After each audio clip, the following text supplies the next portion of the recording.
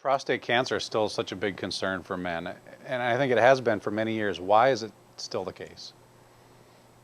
Why it's still a concern now? Yeah. Well, it's actually more so for two reasons.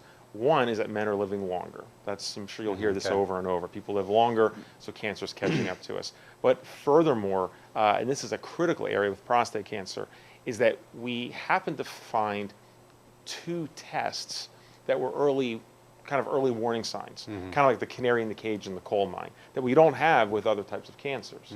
Okay, one is a test, a blood test called the PSA. Okay, it's called the prostatic specific antigen. And it's just a blood test that we find this little enzyme elevated when something affects the PSA. Now, the problem is that almost anything affects the PSA and the prostate, which is another issue. But the PSA is a test that can at least forewarn possible cancer. We don't have a PSA test for breast cancer the same way, or pancreatic cancer.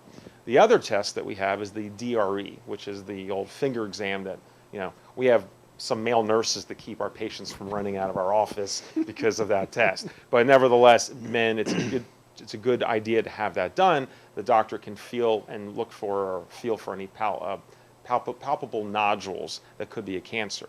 Again, you can't do that for the pancreas. You can't palpate the pancreas or the gallbladder and feel for cancer.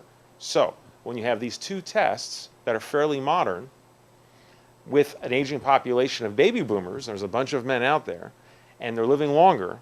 So now you have a second reason why this cancer seems to be so prevalent and occurring. But it's one that men are living longer, so we have it. But on the flip side, it's that it's being diagnosed more. A cancer that's always been there, we just didn't recognize it before.